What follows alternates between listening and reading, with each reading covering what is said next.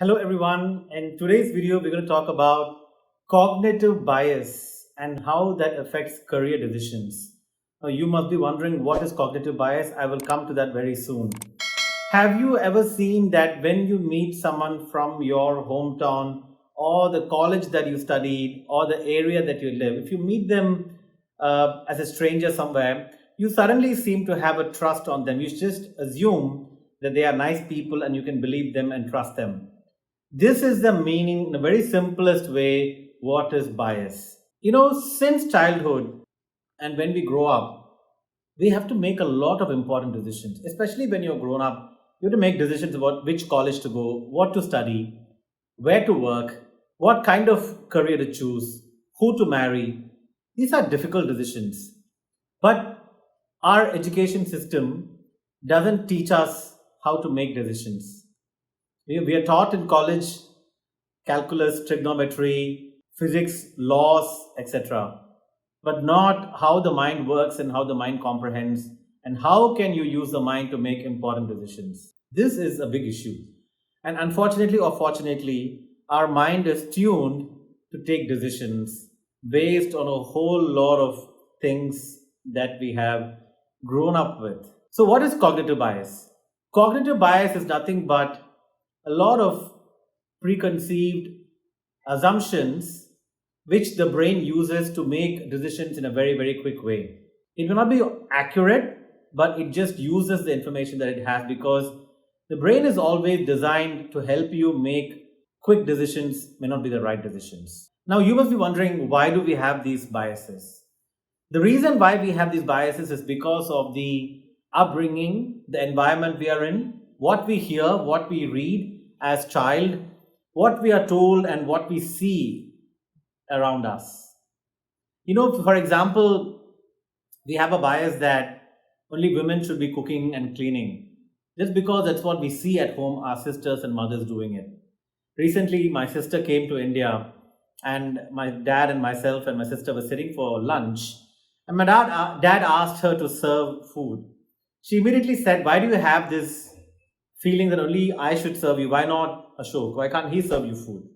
So it was just a bit of a bias, right? Like my dad assumed that my sister is supposed to serve. Of course, he countered it very nicely that he wants to be served by his loving daughter and get fed by her hands. But these are the kind of biases that we all live in, and because of the environment that we are in. Now, the problem is 99% of the times you don't even know you have these biases. It just creeps in you. When I interview people and I feel somebody has a lot of energy, great communication skills, great executive presence, I just assume that they are a good candidate. I have worked on this a lot and now I'm more conscious. So, the important thing is for you to be aware of this bias in your head so that you can do something about it.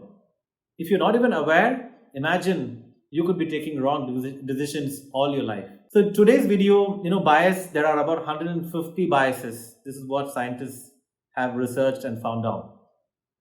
I can't talk about all the 150 today, but I will speak about some very few important biases that helps in your career decisions, that can halt your career decisions. These are important. I want all of you to know as you grow up in your career ladder, as you start your journey towards corporate or startup, anything. So let's get started. The first bias I want to share with all of you is called availability bias. A mind is kind of tuned in a very narrow way to make decisions based on things that is in front of us. We like to choose between A or B. We always ask, right? Do you want A or do you want B? So we often think of A or B. We don't think about C. We don't even think that there could be a C option. Why is that? That's because of this availability bias. There's also something called anchoring bias. Anchoring bias is nothing but the first option that you're given, you feel like that's the best option. That is part of the availability bias, right? It just reduces the options. Then you have status quo bias under that, which is basically whatever is right now good, let's just continue with that. Haven't you seen at home, in organizations, or everything is good here, let's not change anything? That's called status quo bias. We don't want to change anything. We get paranoid. These are not going to help you, right? First of all, how do you work on it, right? First of all, I want you to be aware of this. Think about it. Recent decisions you've taken. Could you have taken a different decision? Could you have thought of different options? So that's what you should start doing. Next time you want to take a decision, write down the possible options. Is there anything beyond A and B? Is there a C option? Do some research on this. Then take a decision. But in my view, if you're even aware of this availability bias in your head, automatically you will start getting over it. So that's what I would recommend. Now, the next one is called sunk cost fallacy bias. Basically, when you've spent years and years studying something or working somewhere or been in a certain relationship, even if it is going bad, you don't want to make a change because you just feel I've invested so much on this. Let me just continue. How many times you've seen unhappy couples in a bad marriage forever? How many times you've been in a bad job for a long time? How long have you just studied a course because you just feel you've invested 2 years, 3 years into it? So when you have such kind of bias, what you should do is first, don't think about the past. Start from where you are now. Write down the skills and competencies you've acquired, for example, for a job. Now, based on these skills and competencies, can you find a different job? Speak to someone, tell them your decision. They don't have the bias that you have. So they may be able to help you to take a decision on this sunk cost fallacy bias without having preconceived notions. Think of other options apart from where you are right now and maintaining status quo. This will help you in this particular bias. The last one is intuition bias.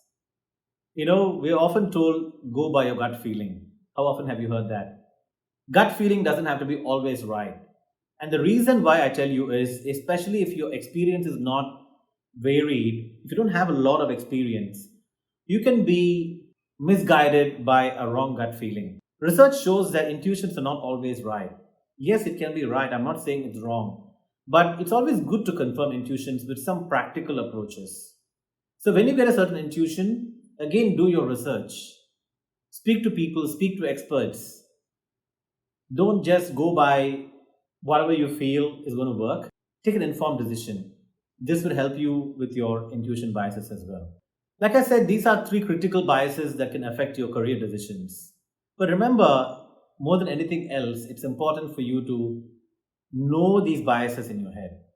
Once you're aware, you can start working on it. So till I see you in the next video, do subscribe, stay fit, stay positive, keep chasing obscene success. Thank you, friends.